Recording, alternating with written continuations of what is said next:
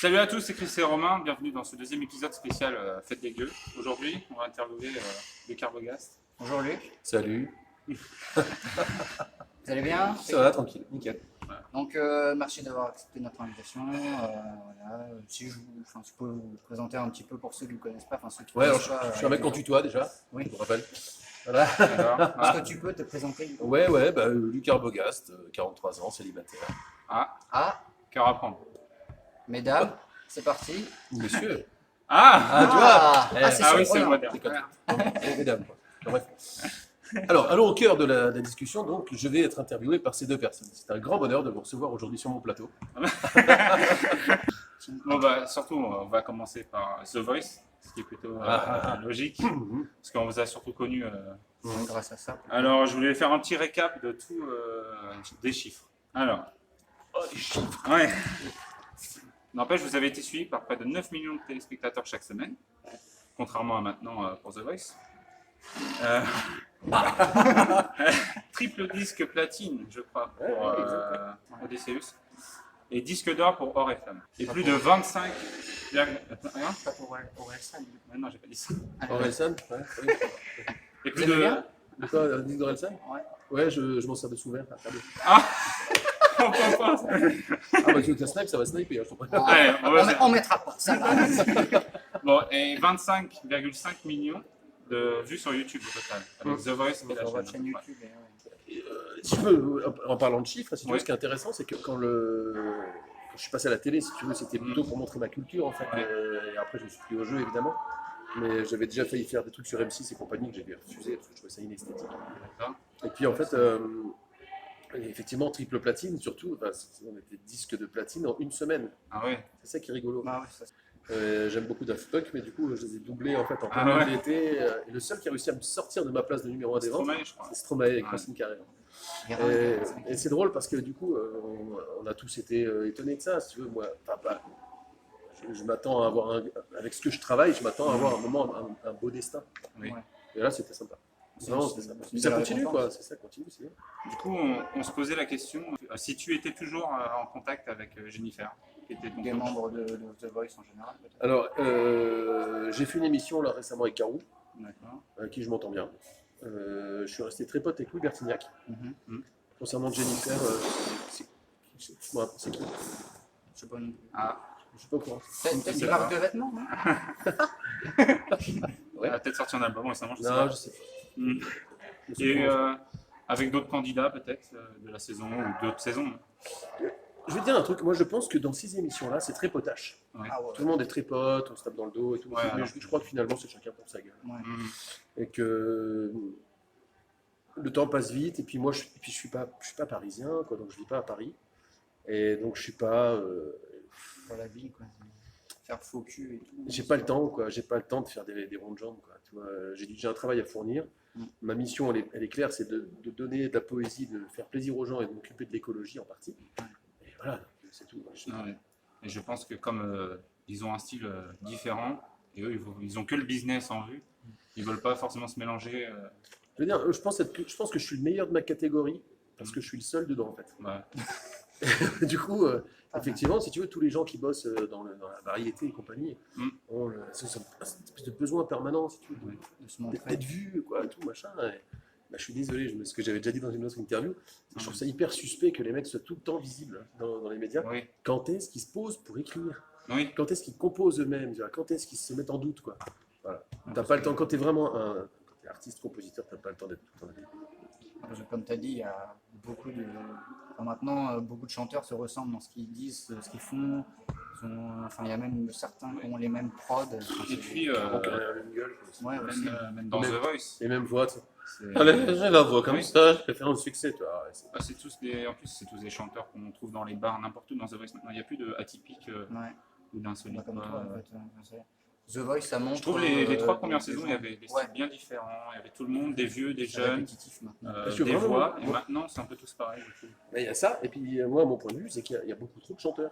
Ouais.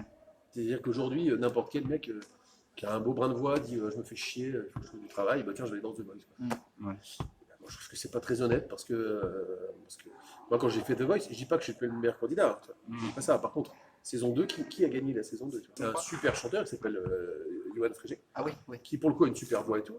Mais c'est vrai que moi j'ai fait les disques derrière. Et, tout. Et je me suis rendu compte qu'en fait c'était pas tant le fait de gagner ou de perdre, en fait, c'est ce qui impacte les esprits.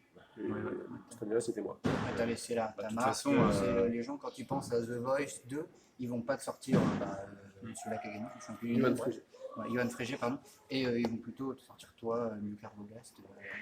Ils sont tellement concentrés sur les candidats actuels que je pense qu'ils ont déjà zappé tout le reste. En fait. Oui. C'est la consommation. Bah, le premier gagnant de The Voice, j'avais eu la chance de le rencontrer. Mais c'est pareil, il a vendu son premier album. Stéphane Rizzo. Oui, Stéphane Rizzo. Stéphane Rizzo. Ouais, Stéphane Rizzo. Il avait une super voix aussi. Et, bah, en fait, j'ai l'impression que plus tu as une voix, moins tu ressors après The Voice.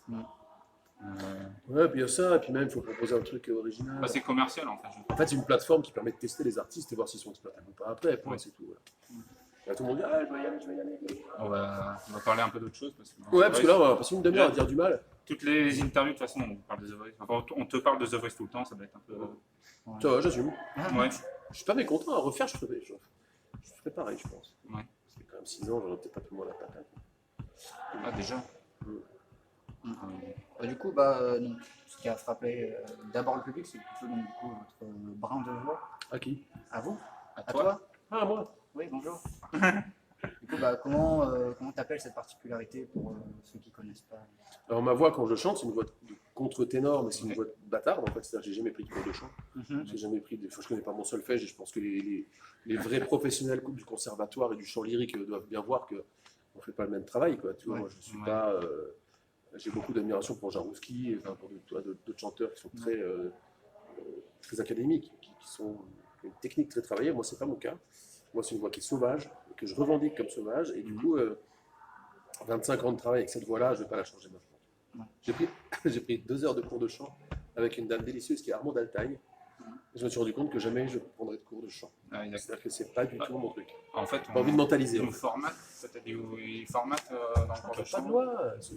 Dans le monde naturel, quand on parle, on a notre voix. Oui. Et puis elle émet des émissions qui ne font pas. C'est pas bien de vouloir changer. Moi, des fois, je suis faux sur scène, je chante faux, mais les gens sont contents d'avoir des émotions. Puis j'ai jamais dit que j'étais bon chanteur en plus. Donc, je suis vierge. Mais bon. Pas je suis vierge, je suis. On dira pas, on dira. Mais écoute, tu as découvert comment ta voix, comme ça, c'est venu, je sais pas, en se faisant mal peut-être. On a vu que c'était avec des groupes de copains, mais à quel moment on se dit tiens, je vais me mettre à chanter comme ça? Mais ça, c'est assez le mystère en fait. En fait, j'ai fait de la chorale quand j'étais gosse, à La Rochelle. J'avais 10 ans, enfin 8 ans, 9 ans, je sais plus. Mais on était tous mes 2 frères et ma soeur, on était tous d'accord. C'était sympa. Puis après, on est passé à autre chose, on a déménagé là. Mais effectivement, cette sorte de mandoline où je dis à ma pote Alex, c'est quoi ce truc, c'est trop cool, et je l'accorde, je mets 1 heure à l'accorder. Et l'instrument sonnait pas très fort et très aigu. Donc j'ai et en fait j'ai chanté, c'est doux, tu vois, la classe. Ce que je viens de faire, c'est juste magnifique. Et du coup, bah ouais, mes potes qui étaient plutôt des potes un peu de beuverie, quoi, si tu veux, des potes, quoi. Et ben quand j'ai arrêté de chanter, j'ai improvisé un truc. Mes potes étaient vraiment émus, quoi. Et moi, je me sentais dans un état particulier. Je me suis dit, waouh, qu'est-ce qui vient de se passer, tu vois. C'était quoi ce truc-là? Et c'était pas juste, oh, t'as une jolie voix, ou un truc, autre chose, un truc plus profond, tu vois. Et du coup, le lendemain, vraiment, j'ai dit à ma pote, écoute, je peux te la taxer ta mandoline. Et je me suis assis sur mon coffre en bois, là, avec un chapeau devant, et j'ai commencé à chanter.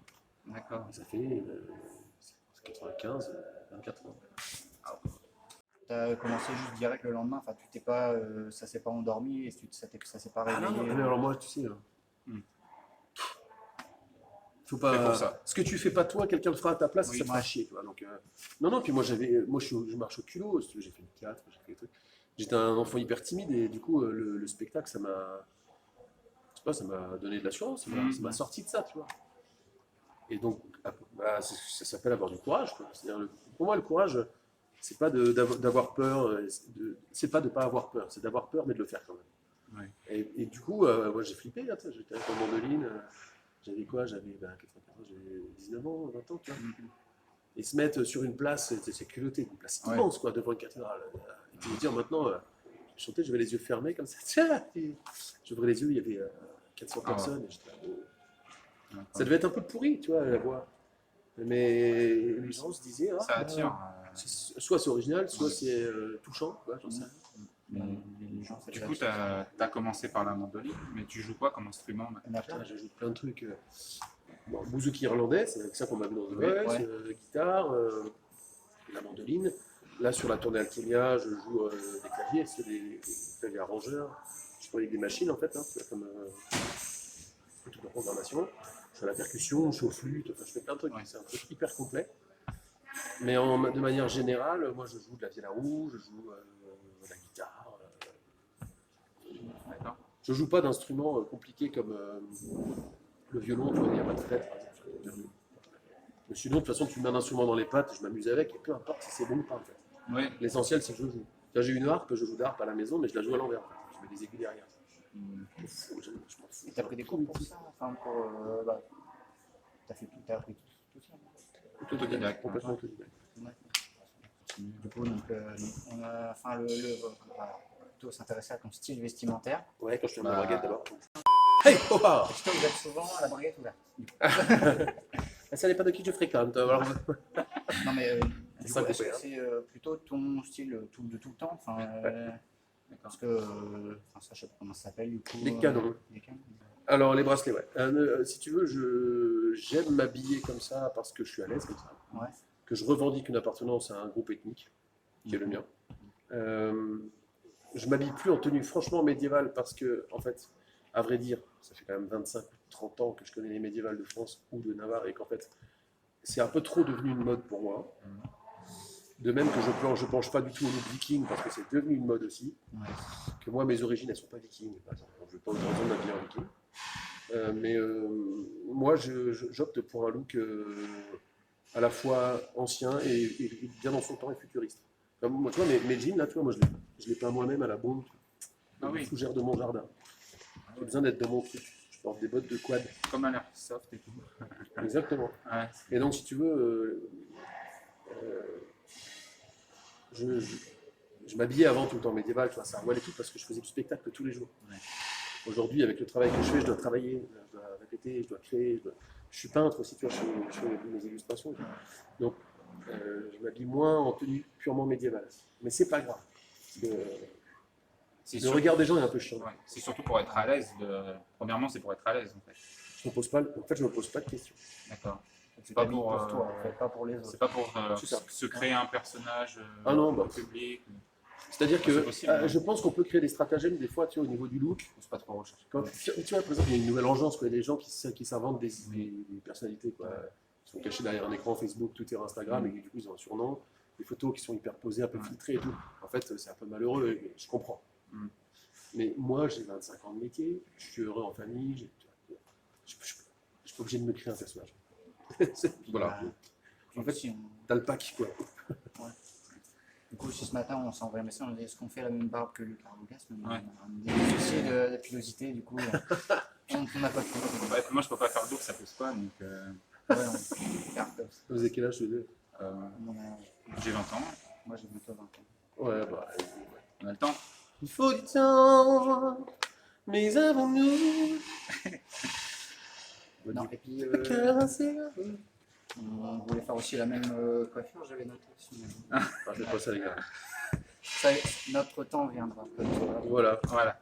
Un jour. Encore que je trouve que c'est une très belle philosophie. On a. Un petit blond vénitien. Oui, il se moque surtout de ma couleur de cheveux. Bon, pas ouais, ouais, non. Ça va. Ouais. Allez. Non, t'as vu, il vient de dire blond vénitien, c'est pas haut. Merci. Merci de le noter. Ça tu le ressort. laisseras. Non, mais ça ressort où à la caméra? Je m'en fous. D'accord. Merci. Non. On s'engueule en pleine interview. Règlement de compte. Non, bah, même si tu essaies de te détacher en fait de la période médiévale, parce que je comprends, non? J'essayais pas de m'en détacher. En fait, moi, j'aime j'aime vraiment la période médiévale. Pas un fanatique en fait. Bah, peut-être. moi, je suis un fan du 12e, 13e siècle. D'accord. Mais en fait, à vrai dire, moi, j'aime l'histoire de France. Je m'intéresse à l'architecture et tout. Mais ce que je veux dire, en fait, je fuis les mouvements de masse. Mm. Mon look, là, ne m'empêche pas de lire des ouvrages sur Hildegard von Bingen ou d'écouter de la musique de Guillaume de Machon. En fait, je suis beaucoup plus médiéviste, académique que les gens le pensent. D'accord. Mais je suis un homme de spectacle et donc par conséquent, là je me déplace en spectacle, je suis habillé comme ça, donc je m'habille comme ça au quotidien, mais moi mon inspiration, mon cœur va vraiment sur la culture médiévale et sur l'histoire médiévale. Par contre, je ne supporte pas d'être noyé dans la masse déjà et je ne supporte pas les mouvements de mode, Ouais. sauf quand je la crée. Du coup, le tatouage, un peu, ça veut dire quoi? Écoute, c'est beaucoup de masques mortuaires, beaucoup d'entrelacs celtiques qui représentent pour moi les chemins de l'âme, en fait, les labyrinthes de la conscience, tout ça, quoi. En fait, en gros, c'est une notion Très d'éveil. spirituel. D'accord. Bon, du coup, on va passer à une seconde partie plutôt axée sur l'histoire.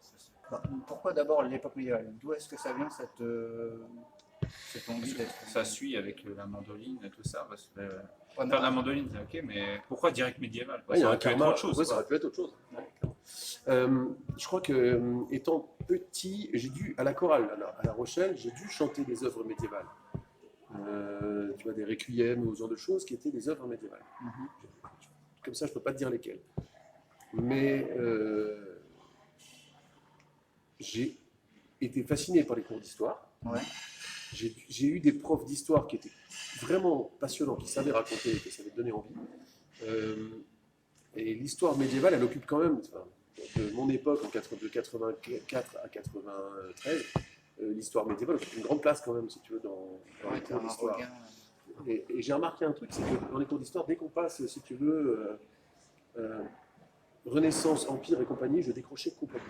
D'accord. Dans une interview, on avait dit que si on vous parlait de Napoléon, si vous parlez de Napoléon, on peut vous retrouver dehors dans une ville. C'est-à-dire que pour moi, en fait, ça ne réveille pas de fibre sympathique chez moi. Ouais. Ça vibre pas en moi. C'est pas que j'ai quoi que ce soit contre, mais je veux dire, l'esthétique napoléonienne jusqu'à Napoléon III, On peut pas tout aimer. c'est ça. Mais par contre, Ça reste récent. l'histoire médiévale me plaît parce que pour moi, elle dure 1000 ans. C'est un vaste sujet. Oui. Mais l'architecture médiévale est encore debout aujourd'hui. Mm. On a des témoignages historiques importants. Il se trouve que je suis de La Rochelle, qui est une ville médiévale ouverte en plus sur l'océan et sur le commerce. Alors là, tu vois, moi, je suis un rêveur, alors c'est parfait. Et quand j'ai quitté La Rochelle en 85, je suis parti à Strasbourg, qui est encore une fois une ville médiévale avec une cathédrale médiévale. Ah, magnifique. L'Alsace, la région des châteaux historiques, les Hohenstaufen, tu vois. Château de Groningen, je sais plus comment on dit. Lesquels Château de Haut. Königsbourg. Ouais. Alors pour le coup, c'est un château qui date de 1902, reconstruit par Guillaume II. Je crois qu'il va faire un concert. Ouais, en juillet, ouais. Ouais. Château de Königsbourg. D'accord. C'est hyper beau. Enfin, c'est pas vraiment, Du coup, en fait, t'aimes le médiéval à cause de la musique. Non, en fait, j'aime la culture médiévale parce que j'ai été confronté à ça et que ça m'a touché. Donc, l'architecture, les musiques et tout. Et ensuite, avec le temps, il s'est trouvé que les premières musiques que j'ai écoutées de manière consciente, c'était de la musique traditionnelle et médiévale italienne. Et je me suis dit, waouh, c'était Angelo Branduardi, que personne ne connaît en France ou très peu. Donc c'était du folk. Et après, quand je suis allé au scout, on m'a fait faire un spectacle, et hop, comme par hasard, j'étais soit un moine, soit un bouffon, tu vois. Bon, donc ça m'a poursuivi, voilà. Et alors, tu vois, moi, mes plaisirs, ils sont, il faut que j'arrête de postillonner comme ça. Attends, bouge pas. Ouais. Ouais. Et par exemple, toi, moi, je fais un feu une fois par semaine. On fait de la bouffe, Avec personne dedans. on fait de la zik. On a arrêté de faire ça. On se faisait des Parce ordres. qu'on vient de Rouen, du coup, ça. Jeanne d'Arc. Ah, C'est elle qui a inventé le concept de femme au foyer. Pas mal, pas mal. Il y en a plein comme ça. Je veux descendre. T'inquiète pas, tu vas en avoir des ça. c'est vrai, on en a plein. En plus, on a fait des vidéos dessus. Ah ouais. Dans Rouen, C'est où on vache. va, ça me rappelle. Alors moi, il y a un truc, c'est que j'adore Jeanne d'Arc. Ouais. Pour moi, il y a deux femmes importantes dans l'histoire de France, c'est Agnès Sorel et Jeanne d'Arc. Ouais. Agnès Sorel, je connais pas. Agnès Sorel. Mais, Bon, ok, petit cours sur Agnès Sorel. Donc, allez, C'est parti. Charles VII est marié à sa femme. Il a deux enfants, dont Louis XI. D'accord. Et Agnès Sorel, c'est une petite nana qui passe par là, comme par hasard. Elle est passée par la cour d'Italie. Et en fait, elle séduit Charles VII à fond, elle devient sa maîtresse. Et en fait, c'était un mec dépressif, qui était un petit peu perdu, qu'on appelait le petit roi. Et en fait, elle l'a stimulé là où il fallait, quoi. Et du coup, il a quand même vaincu les Anglais, grâce à Jeanne d'Arc, et grâce à Naïr, et tout ça. Et voilà.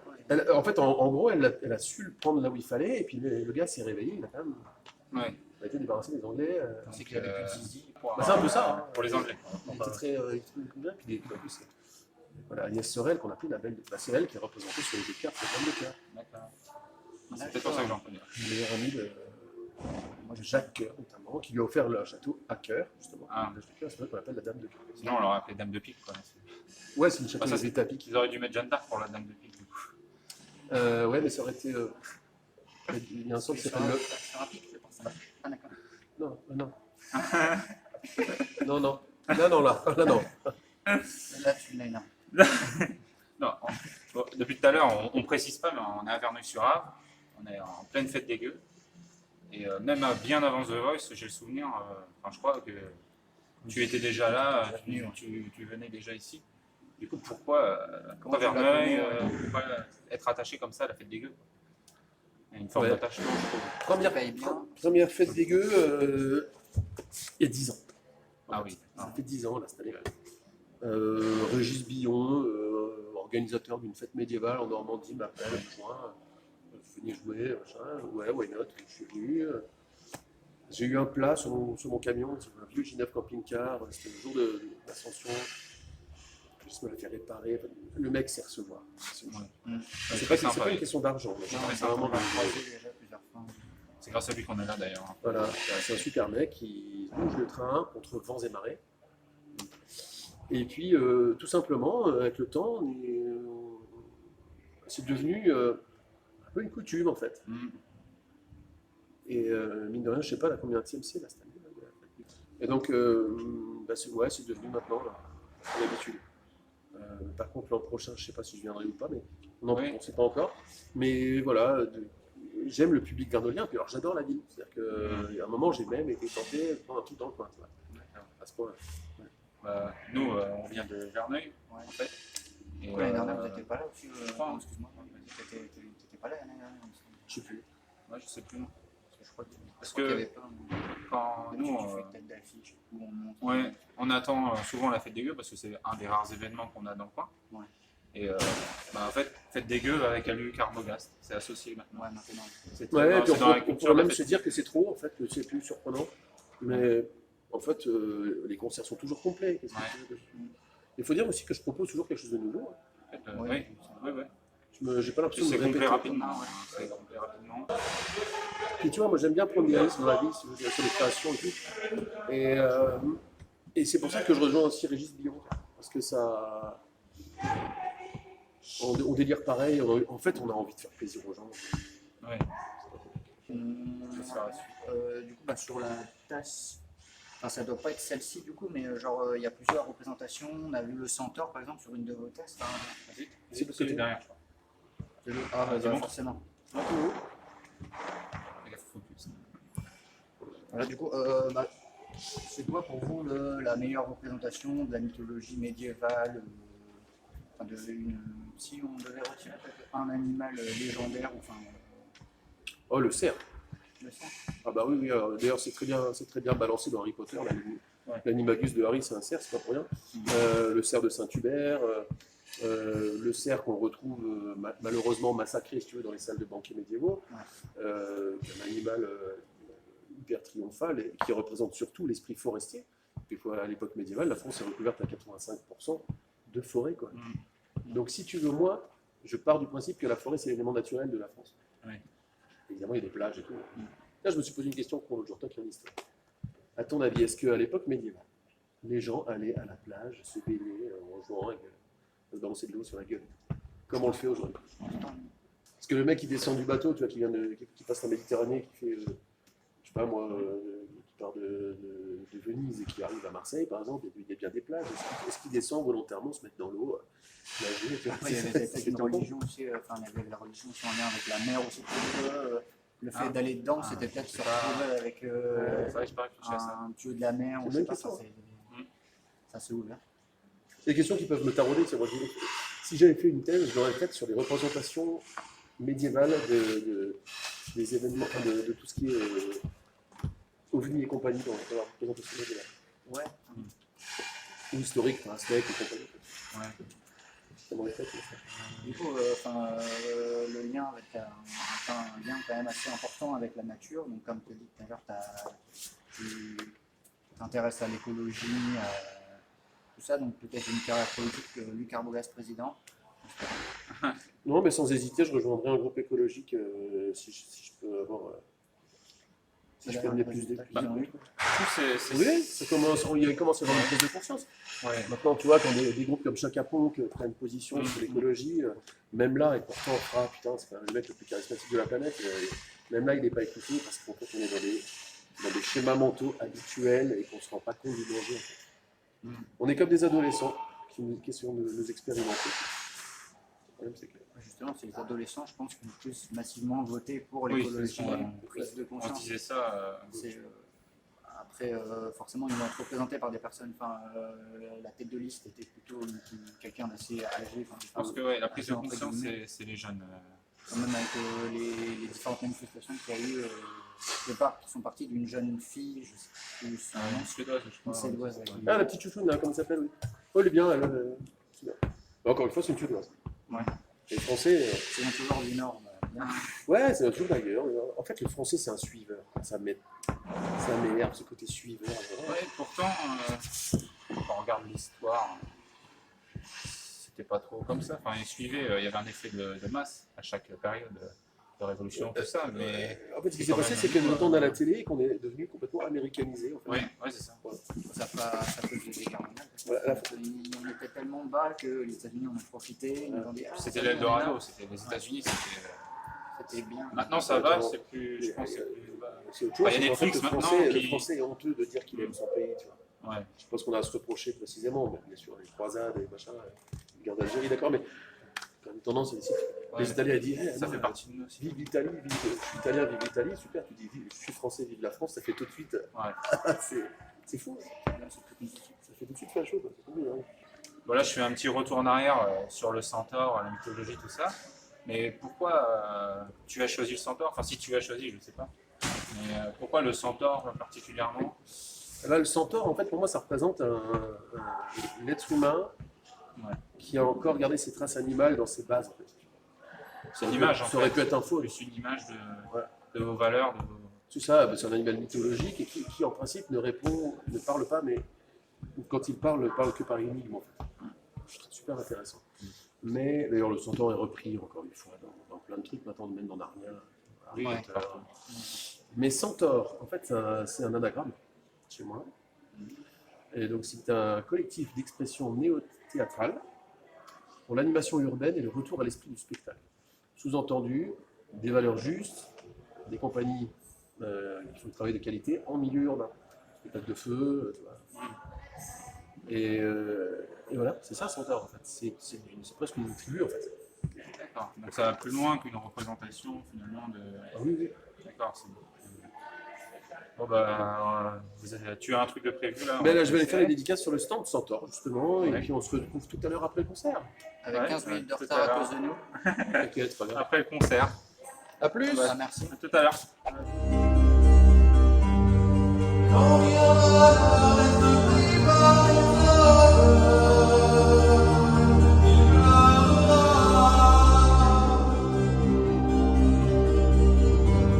Le vacarme brille dans sa tête, il résonne.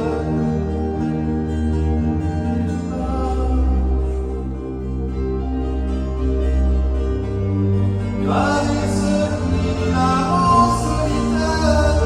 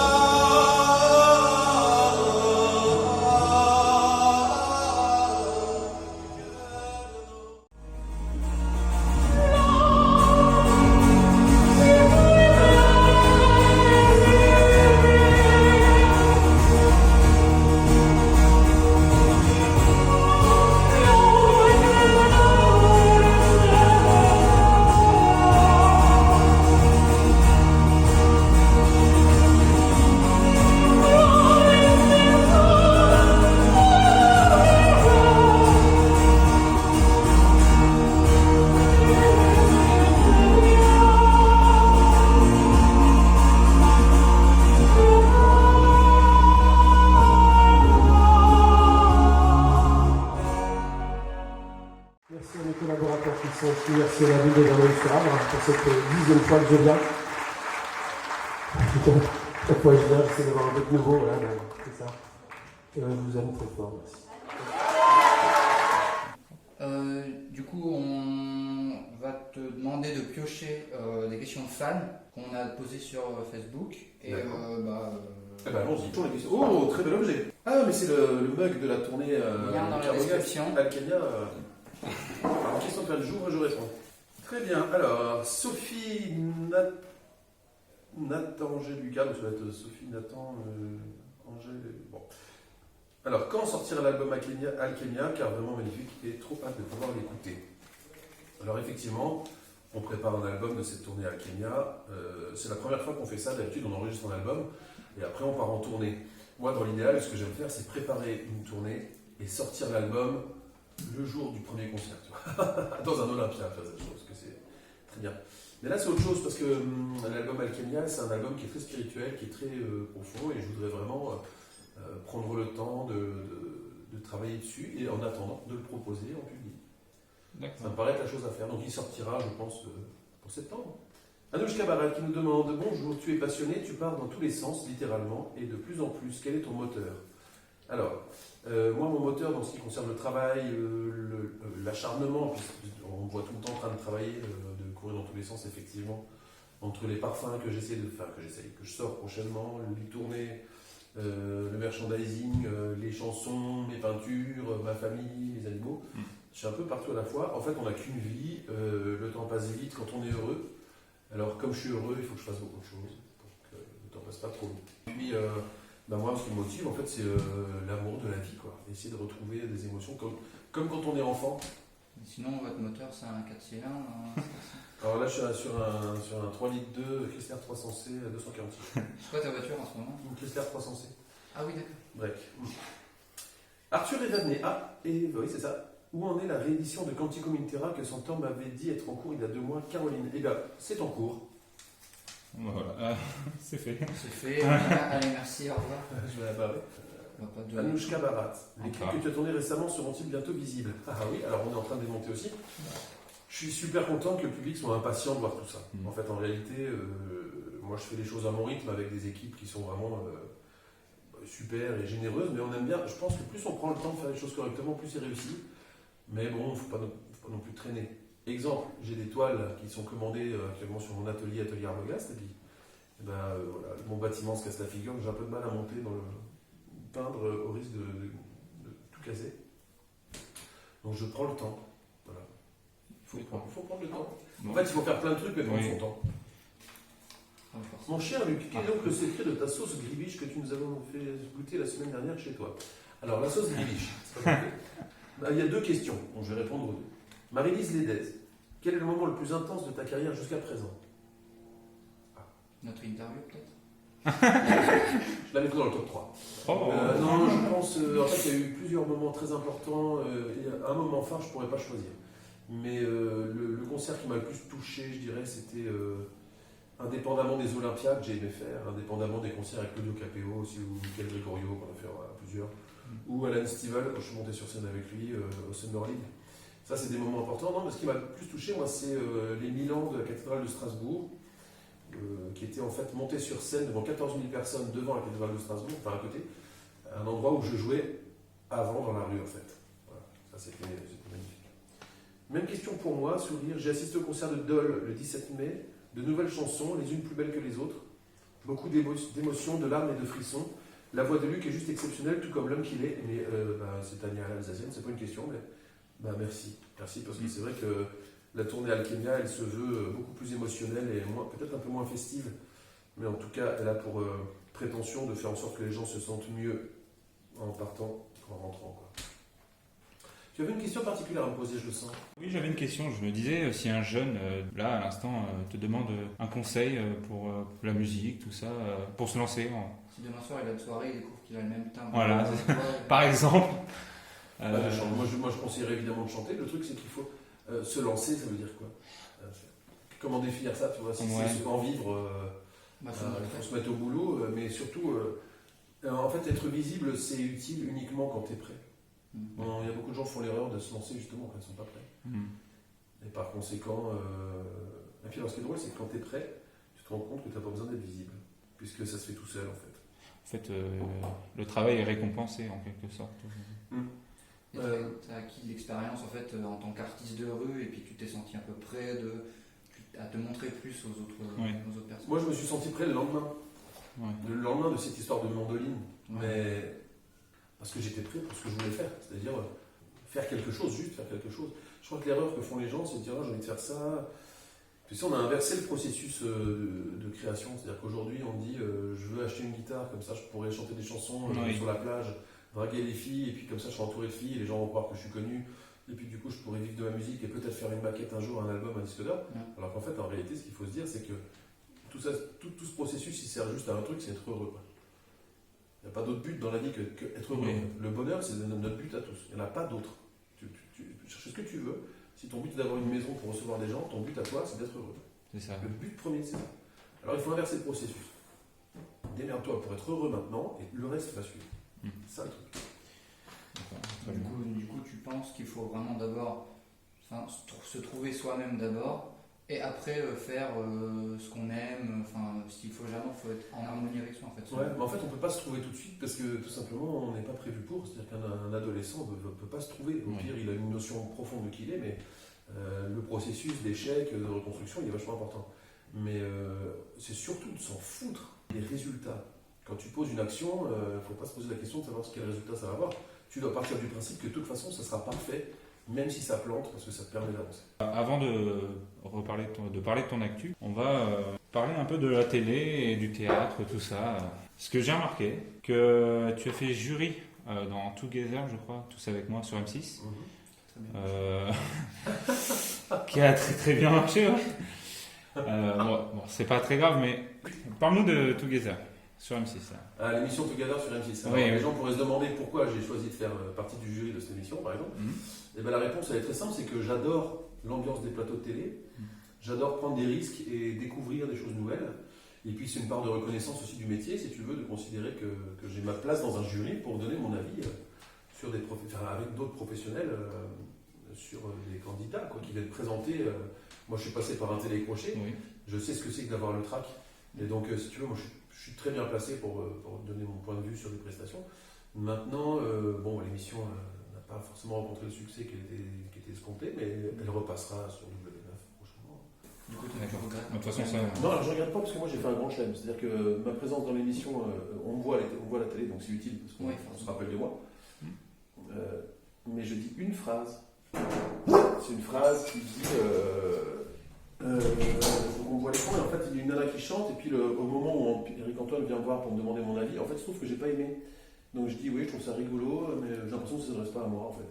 Ce qui fait que comme l'émission a foiré, en fait on se dit il avait raison en fait. C'est clair. Donc c'est plutôt pas mal. Ouais, Dans l'ensemble on me voit, ça te fait un peu pub en plus. D'accord. je ne suis pas le comme un comment c'était Lady Gaga. Bon, ce que je vais dire là, c'est pas péjoratif, je préfère prévenir. T'es on va dire un produit TF1, dans le sens où ils t'ont mis en lumière. Et j'ai remarqué que TF1, ils aiment bien recycler. Pareil, c'est pas méchant quand je dis ça. S'approprier leur talent, parce qu'ils pensent qu'ils ont le pouvoir. Et du coup, on se demandait si Danse avec les stars t'a proposé de participer. Très perspicace. C'est vrai. Alors en fait, TF1 c'est pas que TF1, le média avec lequel je travaille. Et effectivement, c'est un média qui va repérer des pics d'audimat, par exemple, intéressant quand tu as certains artistes qui passent. Et du coup, on devient bankable. Ça, c'est plutôt pas mal, c'est ce que les gens cherchent. Moi, ça a été mon cas. Et j'ai vraiment fait de mon mieux pour faire peu de concessions sur mon travail avec TF1. Quand je parle de ça, je parle vraiment des clips, de la qualité des albums et tout. Mais effectivement, quand on devient carriériste, quand on veut garder sa place, les gens sont un peu prêts à tout, quoi. Par exemple, je trouve absolument, même avec la meilleure volonté du monde, de passer chez Hanouna, je trouve ça terriblement insultant. Je vais refuser ce média. Chez Laurent Ruquier, pareil. Moi, j'ai un message à passer, qui est un message qui est sincère, je ne pourrais jamais me prostituer à ce point, et j'ai refusé de faire Danse avec les stars à l'époque, et on me l'a proposé. Et j'ai mis beaucoup de temps à y réfléchir parce que je voulais garder aussi ma place, si tu veux, de leader d'opinion, de star. Puis après, je me suis rendu compte qu'en fait, si je faisais ça, je ne pourrais pas vraiment me regarder en face. Accessoirement, il se trouve que je ne suis pas mauvais danseur, donc je serais resté peut-être un peu longtemps dans l'émission. Et sans rentrer chez moi, sans voir mes gamins, c'était juste en discussion. Maintenant, pour en revenir aux médias, on ne se rend pas toujours compte. Le vortex de la presse et du média, il est hyper fort. Même les meilleures conditions, même les meilleures promesses qu'on peut se faire, elles sont balayées parce qu'en fait, tout le monde rêve de ça. Puis je pense qu'il y a aussi l'appel du gain, parce qu'ils proposent quand même beaucoup d'argent dans Sacré Stars. Bon, tout ce que je sais, c'est qu'au moment où je devais faire l'émission, j'ai refusé de le faire, et c'est Vincent Niclot qui l'a fait à ma place. Ok, d'accord. C'était quand ça? C'était juste après. Ça fait 4 ans. D'accord. Et là, cette année, ils t'ont pas rappelé? Ah, mais moi, je suis plus du tout dans le giron. Si tu veux, je trouve ça. J'ai rien contre les majors et leur système de travail, mais en fait, moi, je pense que j'ai fait ce que j'avais à faire avec eux, et puis ils ont d'autres gens à travailler en ce moment, c'est une industrie. Hein. Les gens qui travaillent avec eux, ils font de l'industrie. Moi, je suis artiste, quoi. C'est la différence, elle est là. Même si je ne suis pas parfait, en tout cas, mes concerts sont complets, je fais de la musique, et puis j'ai une petite piqûre de rappel à la télé de temps en temps, c'est pas mal. Moi, je préférais qu'on me demande de faire des pubs, ou de tourner dans un court-métrage, ou de faire tu vois, une apparition dans une série télé. Quoi. Du coup, t'as plus aucun lien avec le TF1 ou... Je ne sais pas exclu que j'en ai de nouveau, quoi qu'avec tout ce que je viens de dire, je pense que c'est net, mais. Non, on mettra Tu nous as dit tout à l'heure que tu avais fait du théâtre, donc la comédie ça t'intéresse. Bien sûr. Et par exemple, si je le dis, mais ils vont sûrement, s'ils voient ça, ils vont taper dans la seconde. Demain nous appartient, qui est tous les soirs sur TF1, qui est un peu le plus belle la vie de TF1. Ça, par exemple, ça t'intéresserait? Non, mais je parle vraiment de jeu d'acteur. D'accord, ouais. Là, on n'est pas. Enfin, Oui. C'est de la merde, franchement. c'est les séries avec un petit truc, ceux qui entre voisins et tout.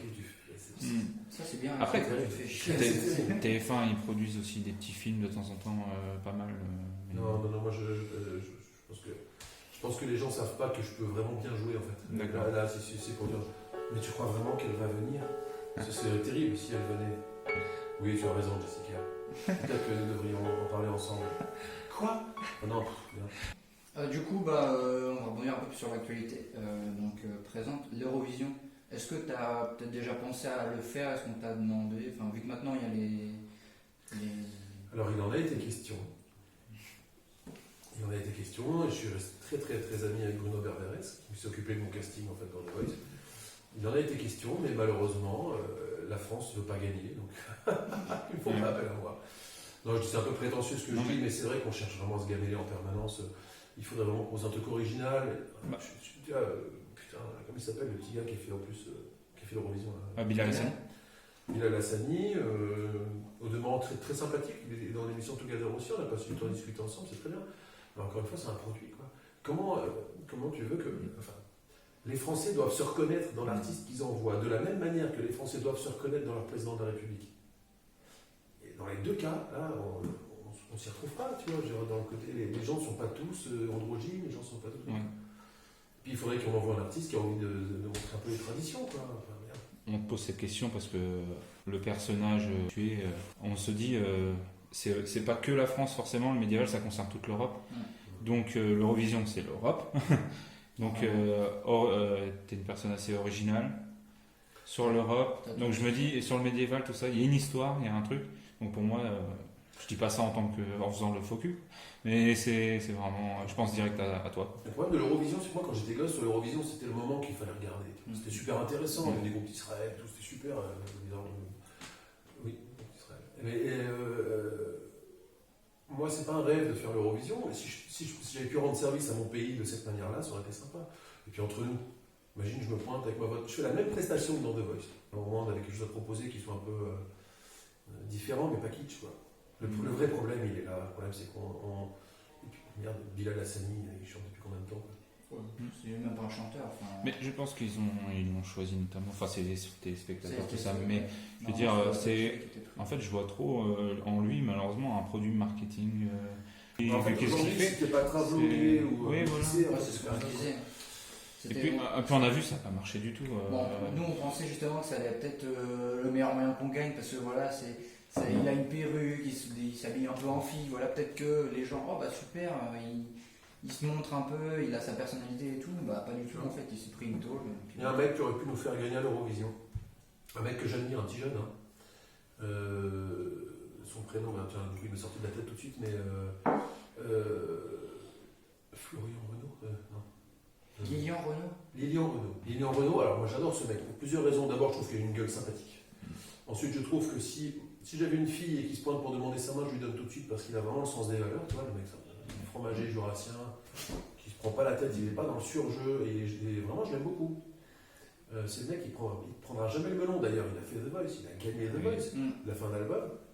Et après, en fait, il a dit oh les gars, coco, je vais aller faire mon morbier. Hein. Là, il revient. Il avait fait une chanson qui était magnifique, qui s'appelait Combien de temps, je crois. Combien de temps, combien de larmes, combien d'années de malheur faut-il pour que mon cœur s'enflamme, pour ne plus jamais avoir peur. Le mec, il aurait chanté ça à l'Eurovision. Je pense que ça fonctionnait. Après, je pense que malheureusement, c'est plus sa maison de disques, tout ça, qui l'ont. C'est eux le vrai problème, c'est pas lui déjà. D'ailleurs, il voulait arrêter, d'après ce que j'ai compris, mais il relance un album. Enfin, j'ai pas trop compris l'histoire. Quand on a la chance d'avoir la visibilité, il faut quand même faire attention de ne pas la perdre. C'est pas une question d'être tout le temps devant, tu vois, mais c'est vraiment une question que quand on devient leader d'opinion, notre opinion devient utile. Et si c'est lié à un discours commun et utile, comme l'écologie par exemple, il faut en profiter. Vraiment. Oui. Malheureusement, il n'a pas pu déjà d'être lui-même. Il ne peut pas être lui-même. Il le montre, il le dit. Ils l'ont formaté, de toute façon, la maison de disques, comme pour beaucoup d'artistes d'ailleurs. Il ne peut pas s'exprimer en fait. Tu sais, autant qu'ils soient indépendants, j'ai envie de dire. Après, il y a peut-être des questions de contrat. On contrôle d'image permanent. Donc on se détend, quoi. Tu vois, il faut se détendre. Si ouais, du coup c'était l'une des seules personnes vraiment qui est restée toi-même avant, après. Faut dire aussi, enfin on l'a déjà dit sûrement, mais t'es toi-même, tu joues pas un personnage, t'es comme ça dans la vraie vie, tu joues pas Luc Arbogast pour jouer Luc Arbogast, se montrer j'aime le médiéval. Luc Arbogast c'est pas un personnage marketing en fait. À un moment, sur le dernier album qui est sorti chez Universal, je trouve qu'il était un peu trop marketing. D'ailleurs, le mec, l'album s'est complètement planté. Donc, mais voilà, donc Métamorphosis c'est un flanc. Universal. C'est produit par Universal, d'accord. Un album qui a raté. D'accord. Que j'aurais pas fait comme ça. Je rebondis là-dessus. Une abonnée a posé une question, on l'a pas pioché, mais c'est pas grave. C'était est-ce que tu allais autoproduire tes prochains albums? Ouais, c'est possible. D'accord. Donc toujours avec Universal en ce moment? Non.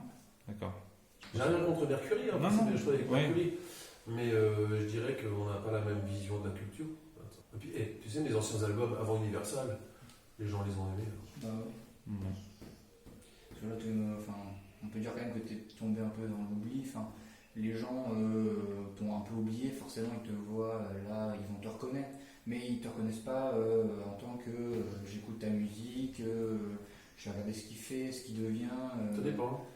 Ça dépend, il y a des gens qui aiment vraiment ma musique et puis d'autres en fait qui sont des consommateurs de tout à la mode. Donc dans les deux cas, en fait le vrai problème c'est que quand tu veux être vu, il faut passer par la télé. Et quand la télé te fait la gueule parce qu'ils ont compris que tu ne te laisserais pas faire, tu ne seras pas formatable, ça ne fonctionne pas. Mais après, tu vois, il y a des mecs qui ont des outils YouTube et compagnie, c'est pas négligeable au niveau de la visibilité. Moi, j'ai l'impression d'être un bon communicant. Après, ce qui est étonnant, c'est que mon public est très versatile. C'est-à-dire qu'ils vont écouter ma musique, et puis 2 secondes après, ils vont aller voir le concert de la concurrence, parce qu'il y a une concurrence actuelle sur un truc, mais on en reparlera dans quelques semaines. Et du coup, c'est soit l'un, soit l'autre. Ouais.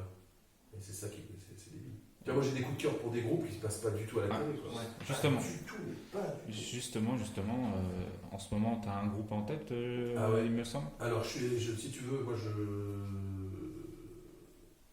je suis allé à un fest-noz en Bretagne. Et je suis allé voir des potes qui ont un groupe qui s'appelle Scud, breton, danse bretonne, tu vois. Et puis, au moment de partir, ils me disent mais tu restes pas pour les frangins Plantec là? Je dis mais j'ai frangins Plantec, je sais pas ce qu'ils disaient, je connais pas. Puis j'ai regardé dans la salle et je suis tombé sur le cul.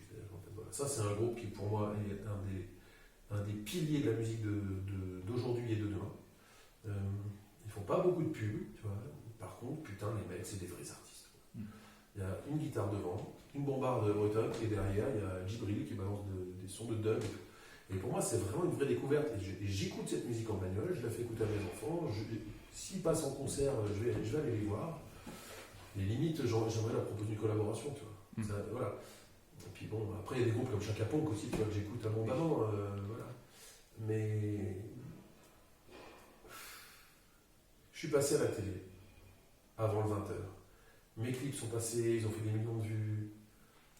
Super. Mais si ça arrive qu'un groupe fasse ça, moi j'en regarde plus.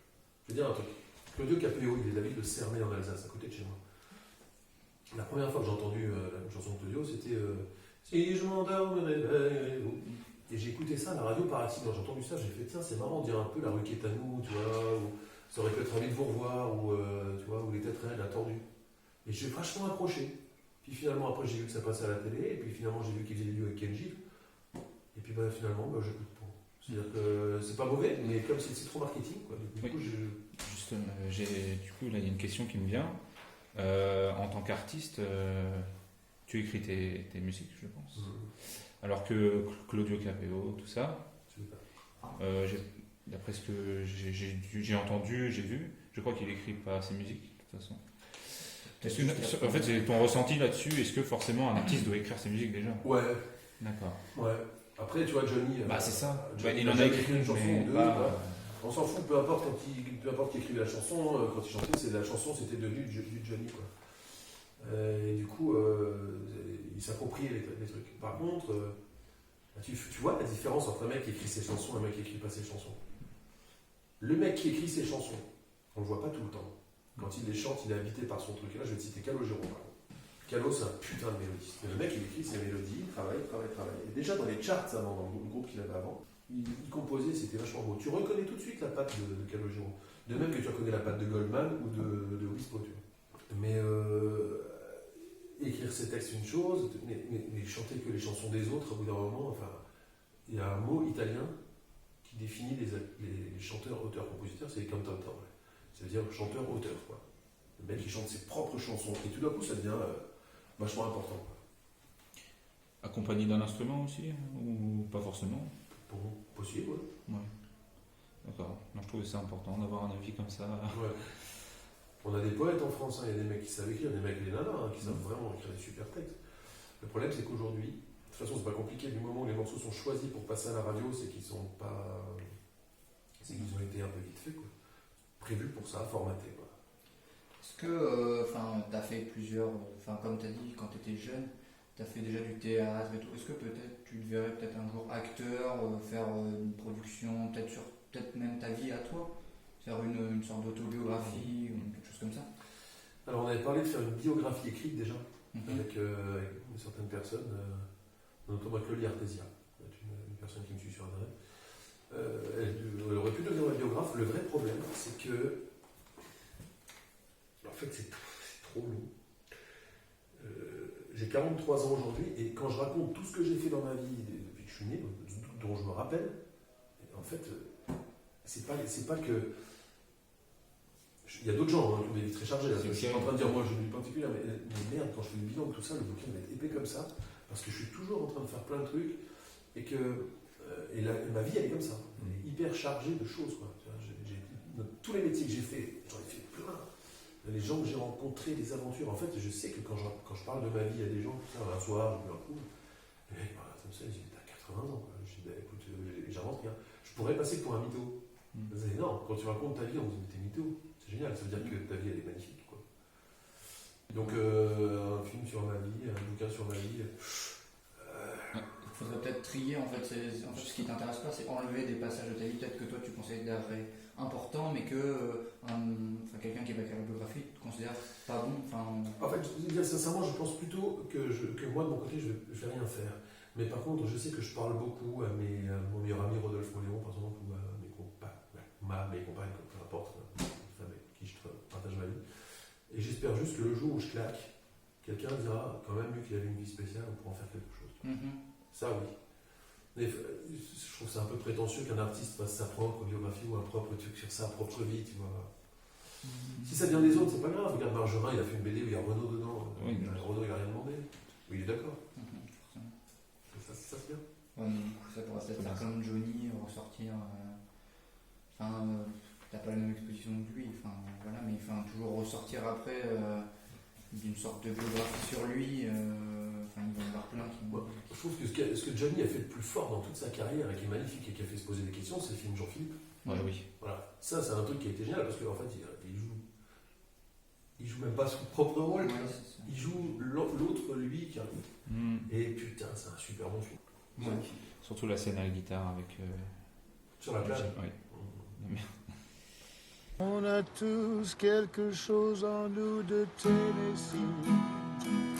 Cette volonté de prolonger la nuit. Tu as chanté la BO de Game of Thrones. Du coup, je voulais savoir si tu étais déçu de la fin. Est-ce que tu regardes déjà? Ouais, Est-ce déjà. que tu suis assidûment? Est-ce que... Alors, concernant Game of Thrones, c'est un peu particulier. Il faut savoir que quand j'ai chanté Game of Thrones, en fait, on a acheté les droits du générique. On a acheté les droits d'exploitation du Oui, générique. forcément. Et quand j'ai voulu m'exprimer, c'est-à-dire mettre un texte dessus, que j'avais écrit sur le thème de la série, quoi. Dans ma langue à moi, où on comprenait, effectivement, c'était un peu un synopsis, si tu veux, que j'avais fait un résumé de ce que la série développait. On m'a dit non, pas de texte. J'ai dit ok. Alors après j'ai voulu faire des contre-chants. Cette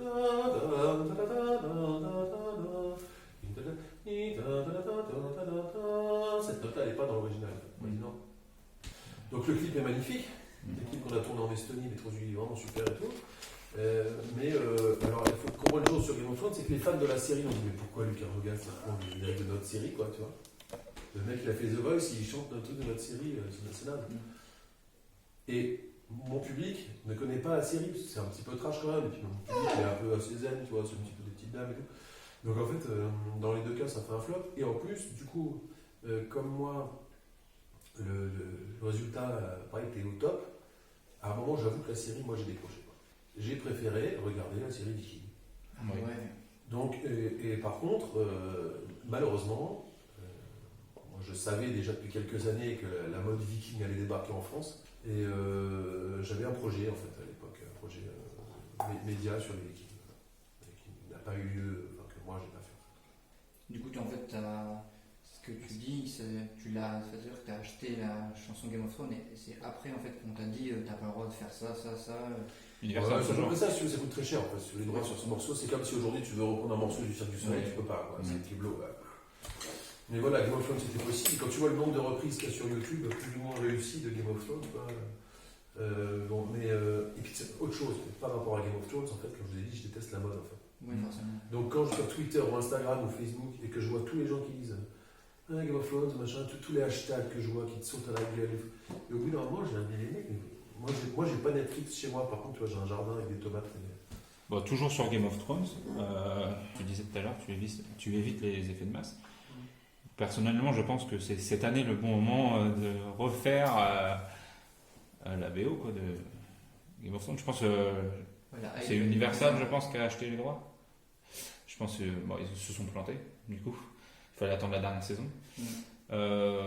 Mais ça t'aurait profité d'un coup de buzz, j'ai envie de dire. Mais après, est-ce que tu recherches vraiment un coup de buzz, forcément? Non, moi, je pense que l'idée de baser un coût financier et médiatique sur ce qui se passe à la télé, franchement, quel manque d'honneur, quoi. Et c'est toi qui as eu l'idée de vouloir reprendre la BO ou pas du tout, je pense? Non, c'est pas moi. D'accord. Donc en fait, t'es même pas très fier de l'avoir fait. Je suis très fier du clip, par contre. Oui, Oui, magnifique. très bien. Voilà. C'est toi qui as fait c'est toi qui as un peu dessiné le plan. Non, on a travaillé avec Rémi Bistini, en fait, qui est un réalisateur que j'aime beaucoup. Je vous conseille de regarder d'ailleurs sur internet ce qu'il fait. On a pensé ensemble un scénario, on a mis en commun, et en fait ça donne un micro-métrage en fait. Mais je dois tourner en Estonie avec des acteurs estoniens qui ont des gueules, quoi. Mais ouais, pourquoi? Parce que c'est des vrais Vikings, quoi. C'est pas du fake, quoi. C'est des vraies gueules, quoi. Ils ont des vraies gueules, c'est super. Mais tu pourrais changer, par exemple, quitter la France pour aller vivre dans un pays plus qui s'intéresse au culture médiévale plus ancrée, on va dire. Même si la Non, je France, crois pas. Je crois pas, parce qu'en fait, il se passe quelque chose, si tu veux, c'est que d'abord, je suis vraiment très amoureux de la France. C'est-à-dire que j'aime vraiment les régions de France, j'aime vraiment tout ce panache des reliefs d'Alsace jusqu'au Garrigue, à la Garrigue ou la Bretagne, ou tu vois, l'océan Atlantique. En fait, on a un pays qui est super bien placé, qui est magnifique, où il y a à peu près tous les reliefs possibles. Ensuite, on a une histoire qui est magnifique, on a une influence arabo-andalouse médiévale qui est énorme. On est à la frontière de plein de pays, et ça, je parle de mon pays, quoi. Je parle de mes contrées, je parle de mes régions, je parle pas de la plateforme européenne, tu vois, je parle vraiment de la France telle qu'elle est, quoi. Là, il y a un très joli morceau d'ailleurs du groupe, c'est un morceau qui s'appelle France éternelle, et c'est pas facho, hein, mais ça fait vite un peu. Le morceau, c'est de Negation. Et en fait, si tu veux, sans tomber dans le cocorico, justement, mais moi, la France que j'aime, elle est historique. Je ne me cache pas d'être royaliste, il n'y a pas de problème avec ça. Le truc, c'est que j'aimerais pas partir parce qu'en fait, moi, comment dire, quand ton miroir est sale, en fait, tu le nettoies, ton miroir il est toujours là, quoi. C'est juste que là.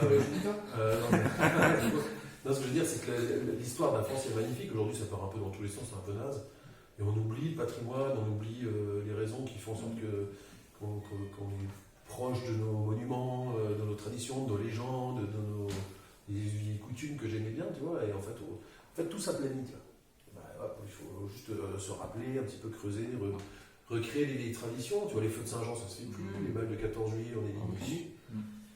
Les noces, tout ça, quoi. Ça fait partie de notre histoire. Et c'est bon. Et voilà. Donc là, je suis un peu conservateur sur ce point-là. Encore une fois, je précise, totalement ouvert aux peuples extérieurs, pas de souci, même toute la planète, hein, je suis pour l'échange. Mais je crois qu'avant d'échanger, il faut savoir ce qu'on a chez nous. En fait. Moi, si je vais prendre un pique-nique avec des voisins, et ben, j'amène quelque chose qui vient que j'ai fait moi. Tu vois. Voilà. Ouais. Le problème, c'est que les gens ne savent plus ce qu'ils ont à proposer. Moi, c'est surtout le problème aussi des manques de temps. Enfin, les gens font plus de la cuisine. Enfin, je comprends un peu ce que tu as dit. Les gens, ils prennent des plats préparés, ils font des pâtes et tout. Enfin, après, nous, on est étudiants, on prend des pâtes normales. Avec tout. On fait pâtes au ketchup, pâtes. Donc, en gros, ce qu'on comprend là, c'est que t'es pas un produit marketing au final, même si on pourrait dire, parce que tu es le seul dans ton domaine, même s'il y en a d'autres, mais qui ressort. Tu restes le seul inspiré du médiéval, tout ça. Oui, enfin. Si on doit dire un nom, c'est lui. Il y a d'autres projets actuellement, je te dis, qui sont un peu sur la même veine, avec les mêmes équipes et tout, quoi. Pas s'en cacher. Mais je m'en branle, parce qu'en fait, moi, je suis allé jouer en Dordogne, moi, je suis allé jouer en Bretagne, moi, je suis allé jouer en Corse, je suis allé jouer à Aigues-Mortes. Il y a des gens qui m'ont vu pendant 25 ans sur toutes les places de France. Si tu veux, si tu parles d'authenticité, je pense que oui, je me sens à ma place là-dedans. Mais si je devais me barrer, si on devait quitter la France pour une raison X ou Y, je pense que j'irais vers l'Écosse, effectivement. D'accord. Pour porter le kit. Le porte déjà. Avec ou sans slip? Bah, sans. Ah. Et par grand vent. Faire des petites danses avec. Le poirier. Ah oui, impeccable. C'est les cloches. Bon, du coup, voilà, on voulait te remercier d'avoir accepté notre interview. Je pense qu'on peut. Merci donc, aux gens d'ailleurs, regardez peut-être jusqu'à la fin, parce que c'est peut-être un peu long quand même. Et du coup, on peut-être parler un peu de ton actualité, de ce qui va se passer. Tes prochaines dates. Les festivals. Bon, les prochaines dates, je ne connais pas par cœur. Il faut regarder sur le site internet, lecarlogaz.fr, Instagram, Twitter, Facebook Pro, parce que j'ai mon Facebook perso et on ne touche pas. Voilà. Donc, le concert actuellement, c'est la tournée Alchemia, qui a bien commencé et qui continue. On sera la semaine prochaine au festival Samarok avec Arcona, Vardruna, The Who. Ah, carrément. Et voilà, donc voilà. Et puis, dans l'année prochaine, une tournée sans doute sur les chants marins. Ah oui. Mais pas chants pirates parce que c'est la mode. Voilà. Et pas forcément breton. Et puis, ma foi, je pense que je vais sortir un bouquin prochainement d'illustration de contes pour enfants aussi. Je vais m'occuper du générique d'un petit dessin animé sur un thème très intéressant, c'est le Petit Fox. C'est un petit renard qui apprend aux enfants à manger correctement. Et ça m'a touché, le projet m'a touché. Je sors des parfums, je vais sortir une ligne de femme aussi. Et puis je me positionne toujours pour l'écologie, donc de toute façon ça n'a pas changé. Et toi, tu t'es engagé dans une association ou, Alors, je suis engagé dans plusieurs associations et on fait appel à moi pour beaucoup d'associations qui demandent un parrain sur la protection des femmes, sur la protection, sur la réhabilitation de femmes qui ont eu un métier compliqué, sur la condition de l'enfant, sur les animaux aussi, la protection du monde animal. J'ai fait partie d'associations qui libéraient les animaux aussi. C'est compliqué. Ça me touche vraiment tout ça en fait. Artiste engagé, finalement. Homme engagé. Oui. du coup, tu es un peu contre les cirques avec les animaux, tout ça. Bien sûr. Bon, à partir de ça, bon, ça me dit. Est-ce que là, du coup, tu es d'accord? Là, la fête, il y a des chiens, il y a, je crois que là-bas, les enfants écossais, il y a quelques animaux. Alors oui, alors je les connais, parce que les Scottish Marauders, ils sont venus avec leur Scottish Wolfhounds, et en fait ils sont super heureux, ils sont en compagnie comme la mienne, tu vois. Ouais. De même que mon ami Elodie, avec ses perroquets, ils sont en cage pour leur sécurité. Bon, ils sont nés en captivité aussi, j'imagine, mais surtout, en fait, elle les libère très régulièrement, et en fait, voilà.